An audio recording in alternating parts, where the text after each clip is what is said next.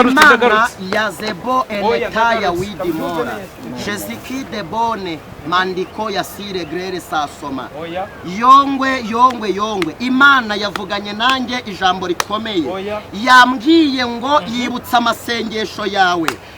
amasengesho yawe no guca bugufi uri muri gereza waribo enetaya binifo warugiye gukatigwa imyaka igera muri kuwiteka yavuganye nanjye ngo gukatigwa abikuyeho arakubohoye buhanuzi bwa mbere uwitwa Yongwe Imana iramubohoye mu izina rya Yesu Imana iramufunguye Imana iramuburaniye ubutabazi bw'Imana buje ku buzima bwe mu izina rya Yesu wihangane kukuvangira ibyo bintu numvise bimwe ruguririya bitamanuka Imana yambwiye ngo yumvise gusenga k'umuryango wa Yongwe Imana yambwiye ngo aho Yongwe ari yaretse ibiryo areka amazi banywa areka buri kimwe cyose ahamagara Imana ngo yongere imugarukeho ahamagara Imana ngo yongere imuhandi mahigwe Imana yanumye ngo gende kukubaza Yongwe ataburanye kuwa gatatu oya nashaka buranira ijoro Yongwe na enetaya bone manda Yongwe Imana imuhaye gutsinda Imana kuko ariyo yafunguye umuryango kugira ngo ajye kwiga Imana n'ubundi rawufunguye mu izina rya Yesu ibintu nibitaba Yongwe kajyana mu magerageza mubwiye ko uko mbikubwiye bifata uko ngo nago naguhamagaye kuri uyu musozi nago naguhamagaye kuri uyu musozi ndi gukina nakubwiye ngo uze ntange ubutumwa Imana yanegetse kugira gutanga Imana yo mu ijuru nongere mbisubiremo ngo ishuri kugira ngo cloude nawe yige Imana yanumye ngo mbwire cloude Imana yari ifite umugambi ukomeye wo gukoresha cloude akaba umukozi w'Imana uvuga iby'Imana ivuze ukora iby'Imana imutegetse gukora hanyuma arangije gusanya n'umuhamagaro Imana yamushakagaho hanyuma Imana yambwiye ngo cloude we Imana yagambiriye ko etaya bone mandiko ya sire grere uzayikorera kuko Imana atari umuntu ngo ibeshye yavuze ngo iguhinduriye izina kandi guhinduriye inzira kugira ngo uve mu nzira wari urimo mbi hanyuma ujye mu nzira Uwiteka agushaka mugiriye inama bikiri mu maguru masha usenge kandi ugire guca bugufi muri wowe bikiri mu maguru masha cloude Imana yambwiye ngo ubaye umusimbura wa Yongwe sizeho n'abavuga butumwa barisizeho zina ry'Imana Imana ije kurikuraho amabyi nibyo mubwiriye aha ngaha ndamubwiye ngo asenge kandi nawe yihane nk'uko Yongwe yihaniye muri gereza kubera ko Imana ya Yesu Kristo w'i Nazareti uri Imana ivuga bikaba iyo wategetse birakomera uri umukozi w'umuhanga uri isambu nziza itarumba uri igiti cy'inganzamarumbo uri amaboko akomeye atabasha kunyeganyezwa uri Imana itabura uko igenza uri ibyiringiro bikomeye izina ryawe nirihimbazwe uwo warengeye ararengegwa uwo watabaye aratabagwa uwo wavuganiye aravuganirwa izina ryawe rihimbazwe aya masaha ndi imbere yawe aya masaha ndi imbere y'icubahiro cyawe mu izina rya Yesu abana bawe ndabasengeye abo wanegetse gusengera ndabasengeye nyemerera imbaraga zawe ziganze nyemerera umanukire kurengera abantu bawe manukire kurengera abahanuzi manukire kurengera abashumba manukire kurengera itorero neza yawe igaragare muririmbyi niko yavuze iravuze ngo mu gihe cyo gusenga masengesho yacu agera kure cyane agatambuka nk'inyenyeri agakomanga urugi agambiriye kureba Imana nanjye ndi imbere yawe kugira ngo umugambi wawe usohore ku enetaya bone bene ko tarawiri Jeziki de bonema mandiko ya sire grere greere sasoma aya masaha nyiringabo wambwiye ngo Satani ahagurukije abakozi benshi bo gusenya umurimo wawe. Nongeye gusengera umurimo wawe ngera uwubake mu izina rya Yesu Kristo. Wambwiye ngo Satani yambitse abakozi enetaya bonema bawa makote kugira ngo abambure icy'agaciro kiri mu biganza byabo mu izina rya Yesu. Aya makote abahanuzi bari bambaye nyemerera uyirukane mu izina rya Yesu. Myambaro y'abadayimoni yikure ku bahanuzi, myambaro ya taya bonema, myambaro y'abadayimoni yikure ku bapasteri, yikure ku baririmbyi, yikure ku bavuga butumwa. Zina ryawe rihimbazwe. Wambwiye ngo muri uyu mwaka rebone taya widimora ujya kurangira. Satani enema hasharabini taya zomene kudemone acukuye imva nini yo guhamba amabera. Wambwiye ngo nze nsengera abantu, nsengeye abahanuzi. Reka iki cyobo gisibe, iki cyobo kirinda abahanuzi, iki cyobo kirinda abaririmbyi, iki cyobo kirinda abavuga butumwa, iki cyobo kirinda abapasteri mu izina rya Yesu. Gabanya barimbuka bongera bakizwa mu izina rya Yesu. Wera wa Isiraheli, igihugu cy'u Rwanda ndagisengeye. Wambwiye ngo shando enetaya nze nsengera igihugu, nanjye ndagisengeye. Reka imbaraga zawe aya masazi imanuke, mwuka w'Imana arengera igihugu, butabazi bw'Imana bumanuke mu gihugu mu izina rya Yesu. Tarazabo enima beneko tarawi jezikide bone mandiko ya sire grere sasoma murengezi w'ubugingo. Aya masaha ndaguhamagaye, nyemerera Kristo, manura imbaraga zawe, manura imbaraga zawe, manura imbaraga zawe mu gihugu cy'u Rwanda mu izina rya Yesu. Iyi mvura ihagarare, ibyago bihagarare mu izina rya Yesu. Burinzi bwawe Mana ube muri iki gihugu, neza yawe Mana be muri iki gihugu mu izina rya Yesu Kristo w'i Nazareti. Zebone taya widimora shezikide bone mandiko ya sire grere sasoma. Uhimbazwe, ndagushimiye uje gukora ibikomeye, ndagushimiye uje kwigaragaza nk'Imana, ndagushimiye uje guhaguruka netaya bone manda kugira ngo urengera abawe, kugira ngo utabara abawe mu izina rya Yesu Kristo w'i Nazareti. Amen. Amen. Uraho neza? Uraho neza gamu. Yesu ahimbazwe. Ubona cyane no bitowe cyane. Ntabwo mwegere. Ntabwo Imana imunshyiremo nabizuba. Imeze ntazi ibintu byoroshye. Urabizi ko nakwihamagariye ubwira ko maze iminsi mu masengesho Imana yamaye ubutumwa ngomba gutanga. Abizi iyo naguhamagaye guhamagara mfite ikintu cyitwa ubutumwa nahawe n'iki n'Imana.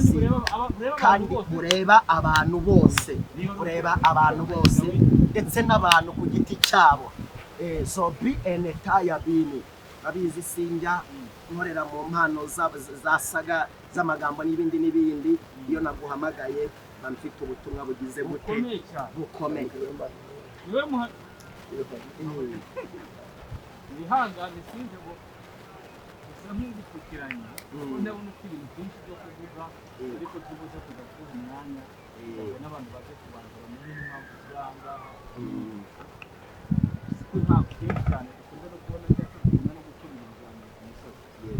Ntabwo ari igitumo abantu babyumve neza ahumaganye n'abihamagariye niyo cyangwa guhabara Imana yampaye abo bantu muri rusange ubutumwa buhawe cyane. Maze iminsi ndimo gusenga kandi urabizi ntabwo duheruka gukorana. Nimfata igihe cyo gusenga. Hanyuma ejo mu gitondo ndimo gusenga ku musozi, Imana yamaye ubutumwa kubera ibintu nari ndimo gusengera. Hanyuma nasengeye amazina y'abantu runaka, Imana iza kuma ubutumwa bubareba. Hanyuma iza kuma n'ubundi butumwa ureba abantu ndi buze kuvuga n'ingeri igihe cyo kubivuga. Nabuhawe ejo mu gitondo. Hanyuma n'iki gitondo nabyukiye ku musozi ndimo gusenga, nirirwa ndimo nsenga hanyuma Imana iza kumbwira ngo igomba kumenywa n'abantu bose.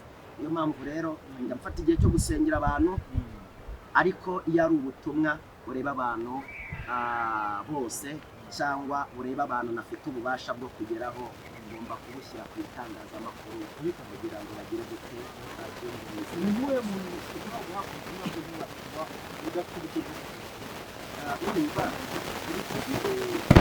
wenda nshobora nko kubona ubutumwa bw'umuntu runaka ukomeye, ariko simbona amahirwe yo kumugeraho ngo nshobora kumusengera, byaba ari ibibi bikavaho, byaba ari byiza bikabaho nabyo, Imana igahabwa iki?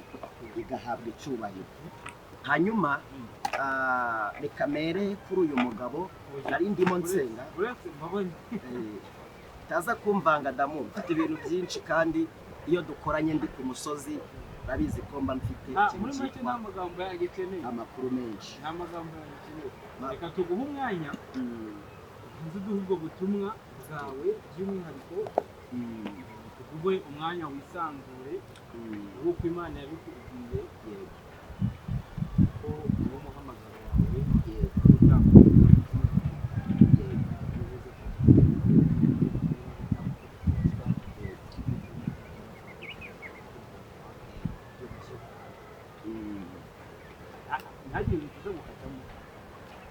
ntihagire ikintu na kimwe uza gukatamo, kubera ko ikintu Imana ivuze ibikivuze, kandi Imana ntabwo ari umuntu ngo ibeshye.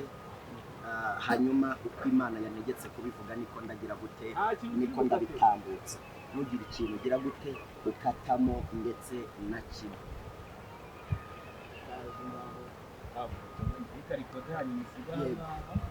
ubundi ngende gutegura kwigarukira ira bimwe mu bibazo nibariza kandi mbariza n'abantu bakurikiye cyane. Ndi kuri uyu musozi ndimo ndavugana n'isi yose, abantu bose bankurikiye bumva ururimi rw'ikinyarwanda n'abavuga icyongereza n'igifaransa, abo ngabo nabo bagire ababasemurira mu izina rya Yesu Kristo. Muri make bukeneye n'abasemuzi. Umugabo witwa Yongwe, kuko mu gitondo cya kare nasenze Imana imamakuru kuri uyu mugabo witwa Yongwe. Ndagarutse. Ya zebo enetaya widimora Jeziki de bone mandiko ya sire grere sasoma. Yongwe Imana yavuganye nanjye ijambo rikomeye, yambwiye ngo yibutsa amasengesho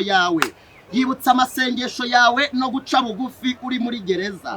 Waribo enetaya binifo, wari ugiye gukatigwa imyaka igera muri 7, ariko Uwiteka yavuganye nanjye ngo gukatigwa abikuyeho arakubohoye. Imana yambwiye ngo Apotre Yongwe Imana igize gute iramubohoye, ikinguye umuryango kuko Imana yumvise guca bugufi kwawe. Imana yumvise amasengesho y'abagusengeye, Imana yumvise amasengesho wasenze, Imana yumvise imirimo yawe yahashize, Imana yumvise uburyo wagendanye nayo, Imana yibutse imirimo yawe. Rebone taya widimora, Imana yambwiye ngo igukuriyeho icyago kandi igukuriyeho urubwa Satani yari yarashyize ku buzima bwawe. Zebone taya widimora, buhanuzi bwa mbere uwitwa Yongwe Imana iramubohoye mu izina rya Yesu, Imana iramufunguye, Imana iramuburaniye, ubutabazi bw'Imana buje ku buzima bwe mu izina rya Yesu. Wihangane kukuvangira ibyo bintu numvise bimuye ruguru iriya bitamanuka. Imana yambwiye ngo yumvise gusenga k'umuryango wa Yongwe. Imana yambwiye ngo aho Yongwe ari yaretse ibiryo, areka amazi banywa, areka buri kimwe cyose, ahamagara Imana ngo yongere imugarukeho, ahamagara Imana ngo yongere imuhandi mahigwe. Imana yanumye ngo yumvise gusenga kwa Yongwe ari muri gereza. Imana yambwiye ngo iramutabaye, Imana yambwiye ngo iramuvuganiye, Imana yambwiye eneshando enemanda, yumvise gusenga kwe. Imana yumvise gusenga kwe. Ariko Dawidi buretse wihangane, nari navuze ko ntagaruka. Yego, uyu munsi turi kuwa kangahe hari? Uyu munsi turi kuwa kabiri. Turi kuwa kabiri. Hanyuma Yongwe ashobora kuzabona kuwa gatatu cyangwa kuwa mbere. Ibintu uvuze n'ibitabo. Reka nkubwire damu. Yongwe yarariho ikintu cyitwa gukatigwa imyaka iri hagati yo kuva ku myaka 10 kumanura kugeza kuri 7. Imana yambwiye ngo iyi before enetaya iyi myaka iyikuyeho kuko yumvise iki amarira n'agahinda no guca bugufi kwa Yongwe ari muri gereza. Yongwe abaye n'umuntu mushya. Yongwe Imana yambwiye ngo igiye kumukoresha muri indi zina ritandukanye n'iryo yakoreragamo. Imana igiye kumukoresha mu wundi mwambaro utandukanye n'uwo yagira gute yakoreragamo. Imana yambwiye ijambo rikomeye. Yambwiye ngo zomene taya widimora benekotara wirigide kubwo guca bugufi kwa Yongwe. Imana iramurengeye mu izina rya Yesu Kristo w'i Nazareti. Ikintu cyamujyanye muri gereza. Ikintu cyamujyanye muri gereza. Imana yambwiye ngo yamujyanye muri gereza kugira ngo imwibutse icyubahiro cyane. Kandi imwibutse ko hejuru ye hari Imana. Hejuru y'amafaranga hari Imana. Hejuru y'amazu hari Imana. Hejuru y'ibyisi hari Imana. Imana yamujyanye muri training.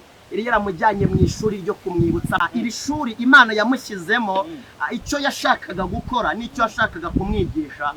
Imana ya zebo enetaya binifo yamuhaye amasomo. Hanyuma ya masomo agiye kuyakorera amatari muri gereza. Aya masomo agiye kuyakoreramo atari muri gereza. Imana yamujyanye muri gereza kubw'ishuri yashakaga kumucishamo kugira ngo imucishe bugufi.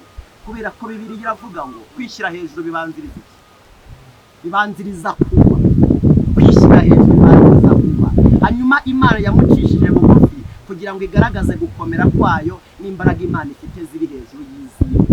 Hanyuma Imana yumvise gusenga kwa Yongwe. Gende kukubaza Yongwe ataburanye kuwa gatatu ejo. Oya nashaka buranira ijoro.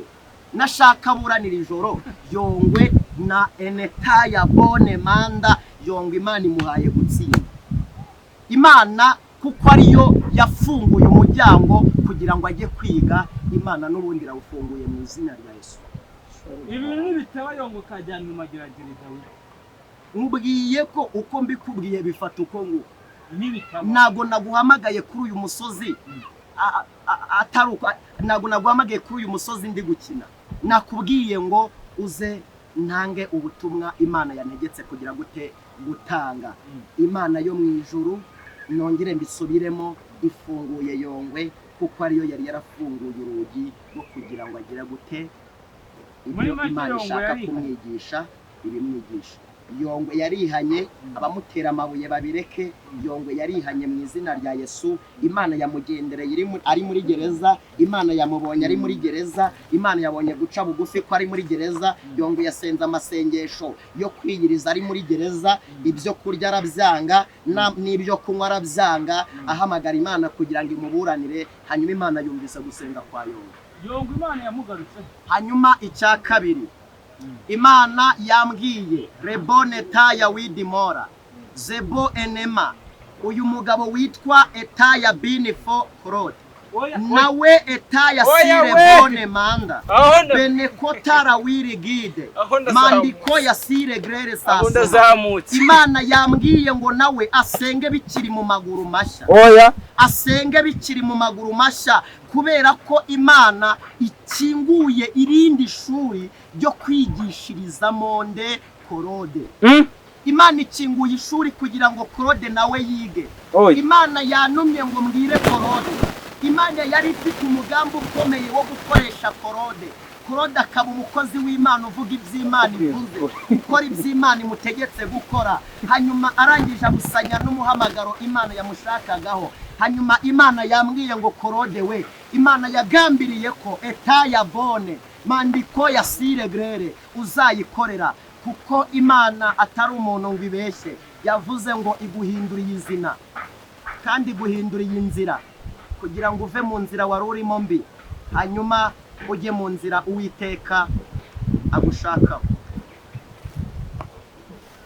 Mugiriye inama bikiri mu maguru mashya.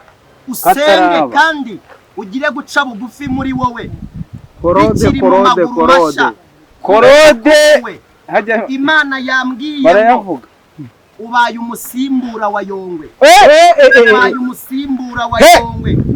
Wongera ibihe byo gusenga kandi uve mu bintu urimo bikiri mu maguru masha, kuko Imana yambwiye ngo uyu mwaka utararangira izina ryayije kurivuganira, izina ryayije kurikuraho igitutsi, izina ryayije kurikuraho amabyi abapasiteri barisizeho, n'abahanuzi barisizeho, n'abavuga butumwa barisizeho. Izina ry'Imana, Imana ije kurikuraho amabyi. Nibyo mubwiriye aha ngaha, ndamubwiye ngo asenge kandi nawe yihane nk'uko Yongwe yihaniye muri gereza, kubera ko Imana iravuze ngo urimo urigwaho nijuru, kandi iri juru rigutangiye raporo kugira ngo zomene taya widimora. Izina ry'Uwiteka, izina ry'Uwiteka uvuga etaya bone ukarivuga uko ridakwiye kuvugwa, zenema enetaya binifo riburanirwe. Imana yambwiye ngo etaya binifo, nudaca bugufi nawe, nudaca bugufi ubaye umusimbura wande wa Yongwe. Inama nakugira usenge uyu muryango utarawinjiramo mu izina rya Yesu Kristo w'i Nazareti. Hari umugore ugiye kuzamura ikirego, kandi akazamura ikirego cy'uko wamuenetaya binifo. Imana irashaka kuca bugufi bitaraba nabi. Iyo umuntu Imana imwingingiye kwihana niyihane, sebo enetaya ibivuga mu ijwi yumva, ibivuga mu ijwi yumva. Yewe kwihana kugira ngo Imana igire gute ikurengere, umujinya w'Imana utagera ku buzima bwawe mu izina rya Yesu Kristo w'i Nazareti. Icya gatatu, Imana yambwiye ijambo rikomeye, yambwiye ngo ikuye enetaya bone manda igitutsi enema benekota rawirigide ku izina ry'Uwiteka. Imana yongeye kuzana ububyutse mu gihugu cy'u Rwanda. Imana imanuye ububyutse mu gihugu cy'u Rwanda. Imana ihagurukije abahanuzi bashya mu gihugu cy'u Rwanda. Imana ihagurukije abapasiteri bashya mu gihugu cy'u Rwanda. Imana ihagurukije abaririmbyi bashya mu gihugu cy'u Rwanda. Imana rebone taya widimora. Imana ihagurukije zebo enema benekota rawirigide, abantu bavuga nk'uko Imana yagize gute yabatumye mu izina rya Yesu Kristo w'i Nazareti. Imana yantumye ku bahanuzi, irambwira ngo yemwe muhanura kandi mugahanurana ubwibone. Imana yambwiye ngo ije kubaka iby'agaciro yabahaye, zebo enetaya binifo. Arabamara guhanura barangiza bakahita bishyira hejuru, bakwishyira hejuru bakigira Imana mu bantu. Ariko Uwiteka yavuze ngo mugarukire aho ngaho, kubera ko Uwiteka aje guca mu gihugu cy'u Rwanda, aje guca mu bo yahamagaye, aje guca mu bahanuzi, aje guca mu bavuga butumwa. Henetaya bone, mwongera ibihe byo gusenga, umujinya w'Imana utaraza kuri mwebwe. Imana yo mu gihugu cyo mu ijuru, zomene taya widimora, yanumye ku bantu bose, ku bantu bose, ku bantu bose, ku bantu bose bari enetaya bone mu bihugu byo hanze. Imana yambwiye ngo hari abantu Satani yarakinguye imiryango, lebone taya widimora. Abantu bagiye bajya hanze ari Imana ibajyanyeyo, bagerayo bakibagirwa Imana yabajyanyeyo. Bamwe bakigira muri Ariminati, abandi bakigira gushaka, bakajya gupfukamira izindi mana, bakibagirwa Imana yabatabaye ibajyana mu bihugu bigiye bitandukanye. Imana yambwiye ngo mugarukire aho mugeze, kubera ko namwe Uwiteka agize gute aje ku buzima bwanyu. Abantu bagiye bajya hanze babisengeye, abandi bakajya muri Amerika babisengeye ari Imana yabivuze, abandi bakajya muri Canada ari Imana yabivuze, abandi bakajya mu bihugu bikomeye ari Imana yabivuze. Bagerayo bakahita bigira muri Ariminati, kajya kwishakira ubutunzi, abandi bakareka Imana, abandi gusenga bakabivamo, abandi bakitwaza ngo ni umwanya, Imana bakayitera umugongo. Imana yanumye ngo nze mbibutse isezerano mwagiranye mutarajyayo, hanyuma muha agaciro Imana yagize uruhare mu kugira gute mu kubapromotinga, hanyuma mwongere mu bisenge, hanyuma mwongere muyigirire icyizere, hanyuma mwongere muyigire iya mbere mu buzima bwanyu. Mwe kugira amafaranga aya mbere, mwe kugira ubutunzi bwa mbere, ahubwo Imana muyigire iya mbere, kubera ko hari imipaka yari igiye gukinguka. abantu babirukana mu bihugu bigiye bitandukanye, ariko ari Imana ibiteye, kubera ko mwagiye mugerayo mukibagirwa Imana. Hanyuma mugarukire Uwiteka bigishobotse, hanyuma mugarukire Uwiteka, kubera ko Uwiteka yambwiye ngo mbibutse mwibuke isezerano mwagiranye n'Imana mutarajyayo. Sebone taya widimora. Hari abantu b'Imana bari mu bihugu bigiye bitandukanye bafite amarira akomeye. Imana yambwiye ngo ije kubakuraho amarira. Rebone taya widimora. Hari abagiye bahura n'abajura, abajura bakabambura bitwikiriye izina ry'Uwiteka. Imana yambwiye ngo enetaya binifo ije kubashumbusha. Hari abandi bazinutswe Imana biciye mu bapasteri, biciye mu bahanuzi. Imana yambwiye ngo yongeye kuba ngari muri mwebwe, kandi imitima yanyu yongeye kuyivura. Hari ibisebe Imana ikijije mu mitima yanyu, mwagiye mutegwa n'abahanuzi, mwagiye mutegwa n'abapasteri. Imana yavuze ngo ije kubivurira mu izina rya Yesu Kristo w'i Nazareti. Rebone taya widimora benekotara wirigide. Imana yavuganye nanjye ijambo rikomeye, kando enema benekotaya sirebone. Yambwiye ngo hari abantu bamaze igihe kinini barira, bari muri iki gihugu cy'u Rwanda basenga. Imana yambwiye ngo ije kwibuka amarira y'abera, ije kwibuka masengesho y'abera, ije kwibuka gusenga kw'abanyamasengesho barimo basenga kugira ngo Imana igire gute ibatabare mu izina rya Yesu Kristo w'i Nazareti. Mu kwezi kwa 11 Imana yantumye ngo musengere uku kwezi n'ukwa 12, kubera ko ukwezi kwa 12 n'ukwezi kwa 11 ari amezi Imana ifashe urutaro irimo iragosora. Hanyuma Imana ije gutandukanya ibihugwa n'imbuto nzima, ije gutandukanya urukungu n'amasaka. Hanyuma buri muntu wese ashaka ubushuti ku Mana kugira ngo atagenda mu rukungu mu izina rya Yesu Kristo w'i Nazareti. Imana yambwiye ngo iteze amatwi, irimo eneshando etaya bone, irimo yumva gusenga kwa buri muntu wese urimo urasenga. Buri muntu wese uzatera intambwe yo guca bugufi, Imana izagira gute izamwumva kandi mubabarire. Bibiliya ivuga ngo iki? Iravuga ngo ibya kera bishize ntibyongera kwibukwa ukundi. Imana ntabwo ari umwana w'umuntu. Nimba wasambanaga cyangwa ukaba warakoraga ibyangwa n'amaso y'abantu, iyo ugarutse ukihana, Imana igira gute? Irakubabarira. Ibya kera bikarangira, hanyuma ugatangirana n'Imana mu wundi murongo. Mu izina rya Yesu Kristo w'i Nazareti. Iri tangazo rirareba abantu ba muri Amerika, abantu ba muri Canada, abantu ba mu bihugu byose byo hanze bagiye bagirirwa neza n'Imana.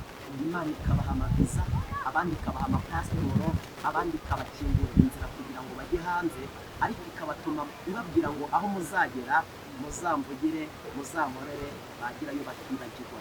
Imana yantumye ngo mbabwire ngo mwongere mwibuke icyo mwavuganye n'Imana, cyagiye mukiri inzahare, cyagiye mukiri ahantu mutazwi. Hari abagiye bakina za klinikadi, Imana ikabagirira neza. Mwongere mwibuke Imana yakoze ibyo, hanyuma muyigire iya mbere mu buzima bwanyu mu izina rya Yesu Kristo. Kandi Imana yavuganye nanjye ijambo rikomeye, rebone taya widimora. Hari abageze hanze baba imbobo, abandi bagirayo baba inzererezi. Imana yambwiye ngo yumva abantu nyine imbobo mu Rwanda twumva ngo abantu bari hanze bavuga ngo bafite amafaranga, bafite amadolari, bameze nk'imbobo, abandi bameze nk'inzererezi batagira iyo baba. Imana yambwiye ngo hari abantu badafite icyerekezo bari hanze kandi basenga bavugana n'Imana. Imana yambwiye ngo irabibutse mu izina rya Yesu Kristo w'i Nazareti. Abadafite akazi, Imana ibahaye akazi. Abadafite etaya binifo, amazu yo kubamo, hari abantu barimo barasenga kugira ngo Imana ibahe amazu yabo yo kubamo.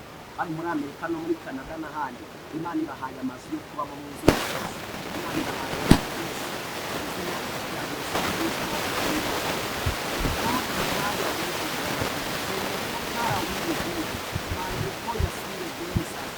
Imana yamubwiye ijambo rikomeye. Yambwiye ngo muri iki gihugu cy'u Rwanda Satani yaragambiye gukurikisha abantu inzara y'imyaka 3, ariko Uwiteka yambwiye ngo ni ukuri ibyo kurya bari mwese bigenza. Imana yigeze biranga ibyo kurya bari mwese byazamuye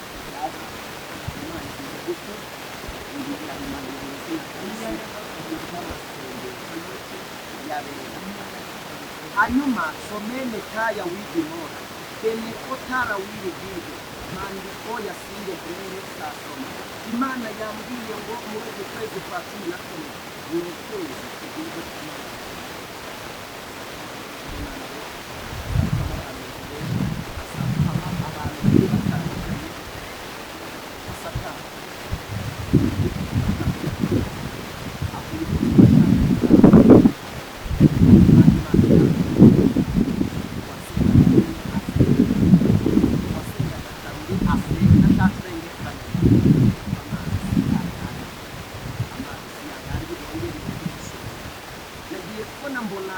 abashoferi benshi n'abamotari mbona ibinyabiziga byinshi biri mu muhanda najya kubona nkabona imodoka ziri kugenda zikora impanuka abantu bafite izindi zigakora impanuka izindi zikagonga Imana irambwira ngo ukwezi kwa 11 ukwezi kwa 12 ni amezi Satani aje kumena amaraso y'abantu Imana yambwiye ngo mubwire abantu bongera ibihe byo gusenga kuko ibi bizahagarikwa n'iki n'amasengesho mu izina rya Yesu Kristo w'i Nazareti. Rebone taya widimora benekotara wirigide mandiko yasire grere sasoma mu gihugu cya Uganda. Nongeye kubisubiramo, nabonye imva nini ndetse ndende. Ngiye kubona mbona abantu bambaye amakote, mbona abantu bafite ikintu cyitwa Bibiliya ariko mwe imbere ari impapuro z'amakaye. Mbona abantu benshi nza guhishurirwa ko ari iki ari abakozi b'Imana. Nkajya mbona imvura iragwa nyinshi, imvura yagwa ikahita itwara abantu bose muri wa mwobo. Imvura abagabo, abagore, abasore, abakobwa nkabona barimo baramanuka mu mwobo. Imana yambwiye ngo mu gihugu cya Uganda Imana imanuyemo ikintu cyitwa umukubuzi, ikintu cyitwa abakozi b'Imana bari muri Uganda. Imana yatumye abahanuzi n'abapasiteri muri Uganda kugira ngo bagire gute basengera igihugu kandi bakiza abantu b'Imana. Bageze muri iki gihugu cya Uganda aho gukiza abantu b'Imana barabica, nabo barangije bapfa birenze uko bari barapfuye. Imana yo mu ijuru ije gutambuka muri iki gihugu cya Uganda. Imana ije kugitambukamo mu izina rya Yesu Kristo w'i Nazareti. Rebone kaya widimora ndasenze mu izina rya Yesu. Iki gihugu iyi ndege yari igiye guhira mu gihugu cya Uganda, Imana yihagarike mu izina rya Yesu Kristo. Uganda yagiye guhira y'indege kandi byari kuzaba igikomere kuri benshi, ariko Imana irabihagaritse mu izina rya Yesu Kristo w'i Nazareti. Rebone taya widimora benekota rawirigide mandiko yasire grere sasoma. Imana yambwiye ngo yazanye ikintu cyitwa akayungirizo mu Rwanda, yazanye ikintu cyitwa rebo enema umuyaga muri iki gihugu cy'u Rwanda. Hanyuma y'uyu muyaga, hanyuma y'aka kayungirizo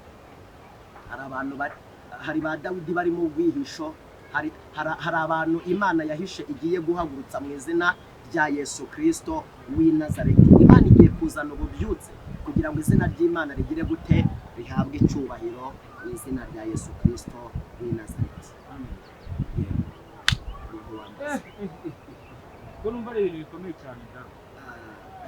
Bikomeye kuri wowe, ariko umunyabwenge iyo yumvise ijwi ry'Imana aca bugufi. Rega usibye abantu tayabone, usibye abantu tuvunira ibiti mu matwi, abandi dufite amaso ariko ntitubone. Imana ntabwo ari umuntu. Imana ni inyembabazi. Bibiliya iravuga ngo umunyabyaha nahindukira agakura ibishimwa mu bigawa azagira gute? Azahinduka akanwa k'Imana. Yego, kandi reka ya biniko, reka nangira itangazo ku banyamakuru. Abanyamakuru bagize uruhare mu gutukisha izina ry'Uwiteka. Imana ikinguye gereza kugira ngo nabo bafungwe. Abanyamakuru bagize uruhare mu gutukisha izina ry'Uwiteka. Mu buhe buryo? Bagiye bagira uruhare mu gusebya izina ry'Imana, barangiza bakaenetaya bone benekotara wirigide, bakafatanya na Satani mu gusebya izina ry'Uwiteka bifatanyije n'abakozi satani yahagurukije ubuzima. Hanyuma ntawe uri umunyamakuru, urumva uri umunyamakuru warangiza ukagira uruhare mu gusebya izina ry'Imana, ukagira uruhare mu kurwanya izina ry'Imana, ukagira uruhare mu gutukisha izina ry'Imana. Imana yemeye ko abanyamakuru benshi bafungwa kubera ko bagize uruhare mu buryo bwo gutukisha izina ry'Imana. Ikindi, abanyamakuru bose bazi ko badafite ibyangombwa, babe bitegura. Ni ukuri kw'Imana isumba byose. YouTube zigiye guhagarara mu Rwanda. Ni ukuri kw'Imana isumba byose. Ndabibonye YouTube zigiye guhagarara mu Rwanda. YouTube zigiye guhagarara mu Rwanda. Ni ukuri kw'Imana nkorera. Imana iravuze ngo YouTube zigiye guhagarara mu Rwanda. Ni Adamu ririmo. Kubanga Imana yatanze uyu muyobozi. Kuko wabonye si. Iyanjye. Inzozi zacu n'umugambi w'Imana. Abitwa ngo ni abanyamakuru babe bajya amafaranga y'Imana. YouTube cyitwa ime na YouTube wayizanye kwitwara. Imana izatuma bayitwara. Ndetse Imana yazanye umurongo kugira ngo abantu bamamaze izina ry'Imana, bakaba biyamamariza ubusambanyi na za korona n'iki byose.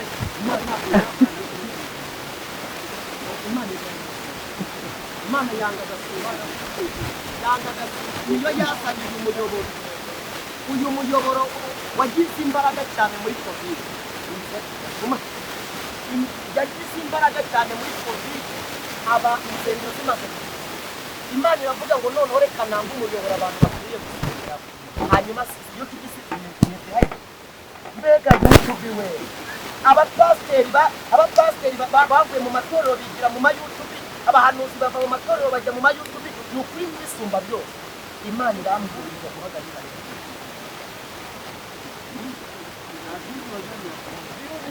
Ahubwo mu mwebwe bazishaka zigihari bizina cyane. Tobihe netaya fire bone. Benekota na wiri bide bone manda. Ariko Imana ni imyenda wazi mu izina rya Yesu Kristo. Birabango nkunda bankunda kandi abanshakana umwete bazagira gute? Bazambona. Mushaka n'Imana umwete. Imana yambwiye ngo mbwira abantu beza kuko Yesu aje gutwara itorero, aje gutwara umugeni w'Imana, aje gutwara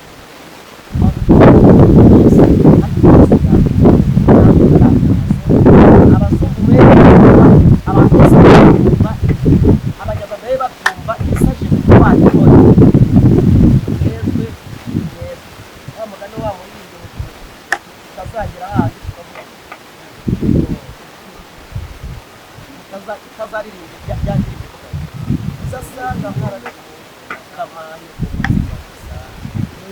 hanyuma abantu twezwe mu izina rya Yesu Kristo. Abantu twezwe ikibi cy'abantu duhora turebera ibintu umunsi, ariko Yesu ni mwiza. Iyo Yesu aba abari ibintu ntabwo ashyiraho iki, ntabwo yibuka ibyahise, ntabwo yibuka